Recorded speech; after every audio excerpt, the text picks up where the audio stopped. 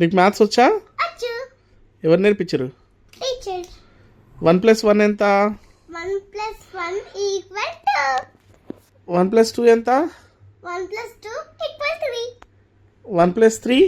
1 + 3 equal 4. 1 + 5?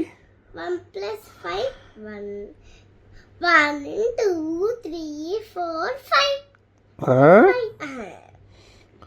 1 + 5 1 2 3 4 5 6 6. 1 + 7? 1 + 7 1 2 3 4 5 6 6. 7 fingers ఎక్కడ open చేసినా? 1 + 7 కదా. 1 + 7 ఎంత?